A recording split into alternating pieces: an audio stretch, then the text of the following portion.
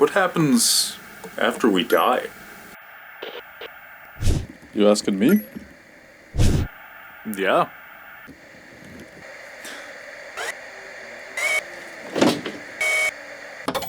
Once, something hit me. Then I saw him. I'm Astral Alonzo, your higher self. I woke up. What do we do now? Logic and poetry will intertwine and resonate. Okay. And you'll pay rent. Alright.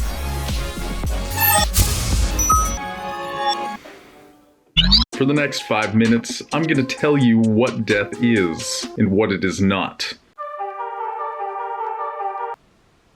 Death is easily one of the most misunderstood topics of all time. In fact, it's the most misunderstood topic of all time. Even more misunderstood than life. And people barely know what's going on here, alright? So it should be no surprise that people have no idea what's going on not here. That's the tricky thing about death. Whenever people go there, they're not here anymore. So you can't really ask them. Unless, of course, they have a near-death experience. Let's talk about those.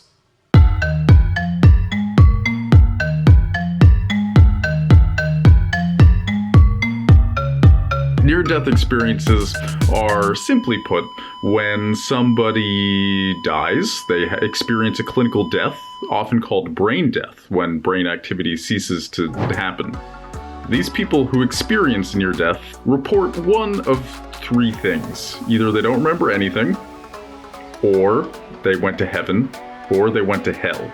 And when I say heaven and hell, I don't just mean the Christian heaven and hell, I just mean in either mind-blowingly awesome, beautiful experience, or a hellish one, a terrible one. There's demons, there's fire, there's Satan. He's poking you and lighting you on fire and making fun of how you look and that your nose is stupid. Alright, so this evidence is clearly a mixed bag. Death seems to be either super extreme in the positive or negative direction, or it's literally nothing. Seems like there's a lot of pressure here. Like, are you gonna live in eternal torment, or are you just gonna be gone forever? Like, what's the deal? What's the deal? Okay? There is no deal. There's no rules.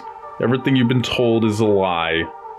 And I'm not trying to be cynical, okay? All I mean is, there's a lot of people who are worried that they're gonna go to heaven or hell. Nobody's worried they're gonna go to heaven. They're worried they're not gonna go to heaven. But these people, their worries are misplaced very often.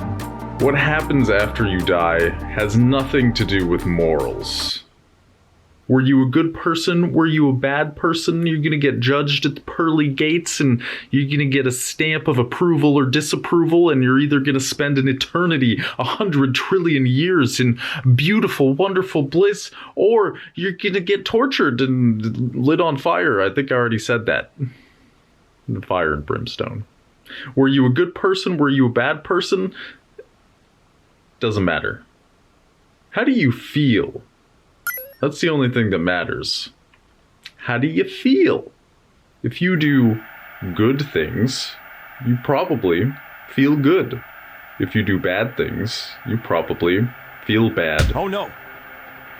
If you are tormented by guilt and inadequacy, and your entire life is just exploiting people, and deep down you're not a sociopath, deep down you're just kind of broken and can't help it and are a total slave to your thought patterns even though it is emotionally destroying you, well, if that's you, death isn't going to be great for you.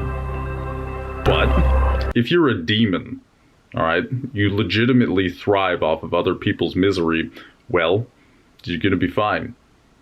You die, you're going to carry over, and you're going to keep being that demon. And it's not going to be unpleasant, because you know who you are. Hey guys, Editor Alonzo here, just clarifying that I don't recommend being a demon. Just be nice to each other, please. I just mean... When it comes to death, that's the only thing that matters. Do you know who you are? Who am I? Who am I? Who am I? Who am I? Who are you? Who are you? Who Who Have you accepted yourself? If you know who you are, then your being is crystallized. It is deeply intact. It is stable. Your being is able to withstand much. And death is a crisis. Death is when your soul, your astral body, separates from your physical body. If you don't know who you are during this crisis, then you will be destroyed by this crisis. You will be ripped to pieces. And this isn't a bad thing. Oblivion isn't actually oblivion. Oblivion just means you explode into a billion pieces and return to the collective. If you experience the crisis of death without truly knowing who you are, then the crisis will test you. You will be judged as not ready to survive outside of the material world. So your soul will be split into a billion pieces and returned to the collective. All pieces of you will survive, but they will not survive together. They will just go back to the Oort cloud of souls and continue affecting the universe in ways that are, well, that are not you. No longer you. But what if you do know who you are? What if you spent your life sharpening your mind and realizing your true potential, pushing your limits beyond what most thought were possible? What if you are truly an ascended being? What happens after you die? The answer is that you survive death. Your being is so intact, so well formed and sturdy that even when your ephemeral soul no longer has a nervous system to hold it together, that ephemeral part of you will still be stable because you know who you are. This means you will have free will after death. You can choose to reincarnate. You can choose to stay in the higher planes. It's really up to you because you know who you are and what you want. And see, the material world, the place that we're all just so terrified of leaving, it's like training wheels. See, that's the magic of the material world, is there's a feeling of separation. So even if you don't have your shit together in this world, somebody who does have their shit together can reach you. But after death, if you have crystallized your misery, if you decide that you know who you are and you are miserable, and you know that's how you'll always be and that'll never change, well, then perhaps after death you will go to hell.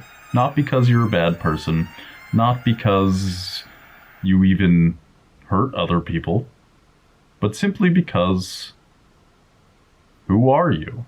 Who are you?